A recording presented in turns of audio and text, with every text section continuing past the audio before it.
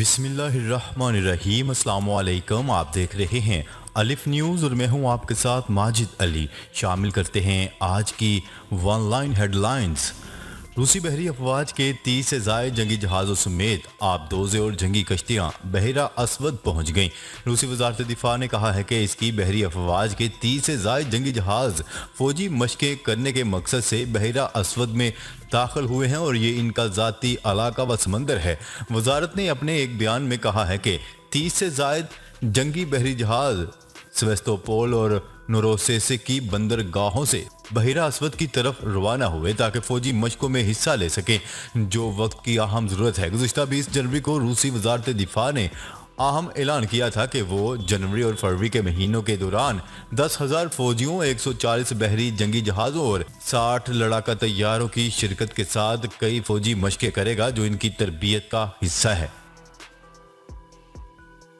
ترک صدر رجب طیب اردوان متحدہ عرب امارات کا 2 روزہ دورہ مکمل کر کے وطن واپس روانہ ہو گئے۔ متحدہ عرب امارات کی سرکاری نیوز ایجنسی وام کے مطابق ابوظہبی انٹرنیشنل ایئرپورٹ کے صدارتی ٹرمینل پر ترک صدر رجب طیب اردوان کو نائب وزیر اعظم اور صدارتی امور کے وزیر شیخ منصور بن زید ال نہیان سمیت متعدد دیگر حکام نے رخصت کیا۔ ترک صدر رجب طیب اردوان کے متحدہ عرب امارات کے دورے کے دوران سیکیورٹی، معیشت اور ٹیکنالوجی کے شعبوں کے حوالے سے کئی معاہدوں پر دستخط کیے گئے۔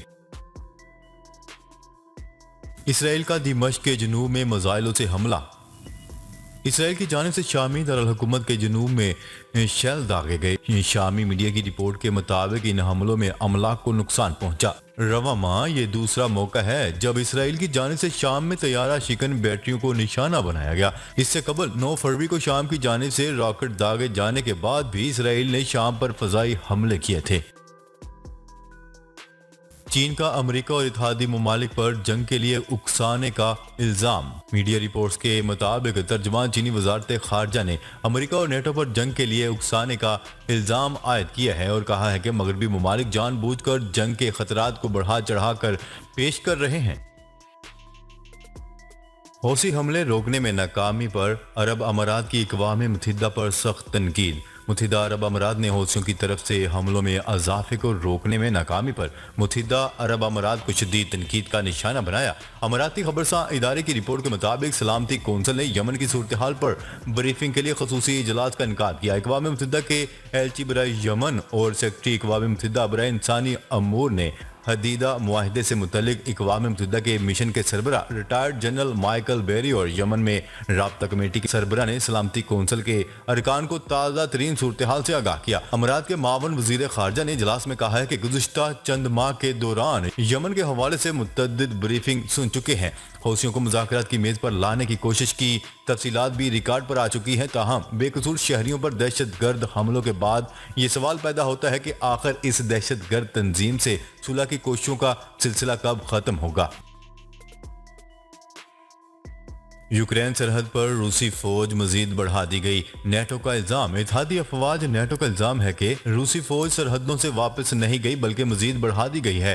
اطلاعات کے مطابق روس اور یوکرین کے درمیان جاری تنازع پر نیٹو نے روسی افواج کی واپسی کا دعویٰ مسترد کرتے ہوئے روس پر فوجی دستے بڑھانے کا الزام عائد کر دیا۔ نیٹو اور امریکہ دونوں کا کہنا ہے کہ روسی فوج کا جزوی یا واضح انخلاء دیکھنے میں نہیں آیا، لیکن کریملن سے سفارتکاری جاری رکھنے کے اشارے ملے ہیں۔ یوکرین کے وزیر دفاع کا کہنا ہے کہ ملک میں سیکیورٹی صورتحال مستحکم ہے۔ دوسری جانب روس یوکرین کشیدگی میں کمی کے آثار کے بعد عالمی منڈی میں خام تیل کی قیمتوں میں 4% تک کی کمی دیکھی گئی ہے۔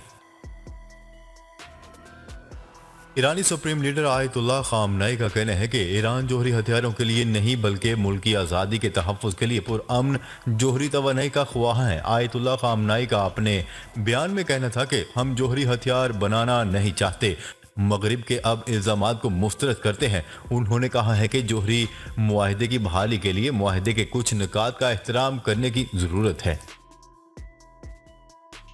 عراق نے پاکستان سے لڑاکا جہاز، ڈرون طیارے، اسلحہ اور دیگر ہتھیار خریدنے میں دلچسپی ظاہر کر دی۔ پاکستان اور عراق کے مابین دفاعی امور پر اہم پیش رفت سامنے آ گئی۔ نیوز رپورٹ کے مطابق عراق نے پاکستان سے لڑاکا جہاز، ڈرون، طیارے، اسلحہ اور دیگر ہتھیار خریدنے میں دلچسپی ظاہر کر دی ہے۔ ذرائع کے مطابق عراق پاکستان میں مقامی سطح پر تیار ہونے والے JF-17 تھنڈر کے بلاک 2 اور 3 لڑاکا تربیتی ڈرون کی خریداری کا خواہش مند ہے۔ پاکستان سے طیاروں کی خریداری کو جلد حتمی شکل دی جائے گی۔ امریکہ کا کہنا ہے کہ روس کا یوکرین کی سرحد پر فوجیوں کی تعداد میں کمی کا دعویٰ جھوٹا ہے۔ امریکہ کا کہنا ہے کہ روس نے حالیہ دنوں میں یوکرین کی سرحد پر 7,000 اضافی فوجی تعینات کیے ہیں۔ روس کا فوجی واپس بلانے کا دعویٰ جھوٹ ہے۔ وائٹ ہاؤس کے اعلیٰ عہدیدار نے نام نہ ظاہر کرنے کی شرط پر غیر ملکی خبرساز ایجنسی کو بتایا ہے کہ روس کوئی بھی جھوٹا بہانہ بنا کر کسی بھی وقت یوکرین پر حملہ کر سکتا ہے۔ امریکی محکمہ دفاع پینٹاگون کا کہنا ہے کہ بحیرہ روم میں روسی طیارے اور امریکی جنگی طیارے آمنے سامنے آ گئے۔ پینٹاگون کے ترجمان مائک کافکا کے مطابق 3 روسی طیارے بحیرہ روم میں امریکی بحریہ کے 2 طیاروں کے قریب آئے۔ امریکی طیارے بحیرہ روم میں عالمی فضائی حدود میں موجود تھے۔ ترجمان کا مزید کہنا ہے کہ واقعہ میں کوئی نقصان نہیں ہوا، تاہم موجودہ صورتحال میں روسی طیارے کے امریکی جنگی طیاروں کے قریب آنے کا نتیجہ خطرناک ہو سکتا تھا۔ وزیراعظم عمران خان نے پہلی مرتبہ پاکستان کے دورے پر وفاقی دارالحکومت اسلام آباد پہنچنے والے مائیکروسافٹ کے بانی بل گیٹس سے ملاقات کی۔ وزیراعظم عمران خان اور بل گیٹس کی ملاقات میں پولیو کے خاتمے اور دیگر اہم موضوعات پر بات چیت کی گئی۔ سربراہ NCOC اسد عمر اور معاون خصوصی ڈاکٹر فیصل نے بل گیٹس سے ملاقات کی۔ بل گیٹس نے وفد کے ہمراہ NCOC کے اجلاس میں شرکت کی۔ خلائی سفر پر جانے کے لیے ٹکٹوں کی فروخت شروع کر دی گئی۔ غیر ملکی خبرساز ایجنسی کی رپورٹ کے مطابق اب کوئی بھی خلائی سفر کر سکتا ہے، تاہم اس کے لیے ایڈوانسڈ بکنگ کروانا ہوگی۔ رچرڈ برینسن کی خلائی سیاحت کی کمپنی نے دوبارہ خلائی سفر کے لیے ٹکٹوں کی فروخت شروع کر دی۔ کمپنی فی سیٹ $4,50,000 کے حساب سے فروخت کر رہا ہے، جس میں اسپیس میں جانے کے خواہش مند افراد کو اپنی نشست کنفرم کروانے کے لیے $1.5 लाख ایڈوانس جمع کروانا ہوں گے۔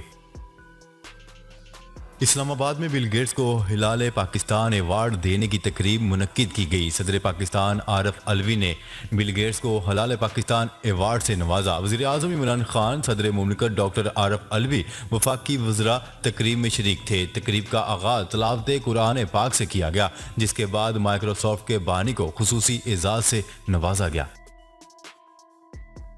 بھارتی ریاست مدھیہ پردیش میں انتہا پسند ہندوؤں نے اذان پر اعتراض اٹھاتے ہوئے مسجد کے سامنے لاؤڈ سپیکر میں گانے بجانے کی دھمکی دے دی۔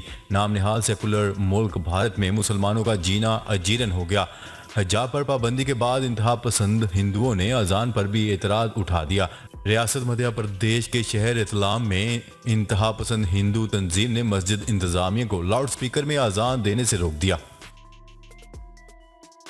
سعودی عرب میں پلاسٹک کے چاول کا کاروبار کرنے پر 47 کروڑ روپے جرمانہ اور 10 سال کی قید ہوگی۔ سعودی عرب میں پلاسٹک کے چاولوں کو مارکیٹ میں جانے سے روکنے کے لیے اہم اقدامات کیے جا رہے ہیں۔ ویڈیو میں دکھایا گیا ہے کہ مارکیٹ میں کچھ ڈیلرز کی وجہ سے پلاسٹک کے چاول سیل کیے جا رہے ہیں۔ آلو اور رائس فلور سے تیار کردہ مضر صحت پلاسٹک چاول سعودی عرب کی مارکیٹوں میں دستیاب ہیں۔ برازیل میں شدید بارشوں سے تباہی، ہلاکتوں کی تعداد 100 سے تجاوز کر گئی۔ برازیل میں شدید بارشوں نے تباہی مچا دی۔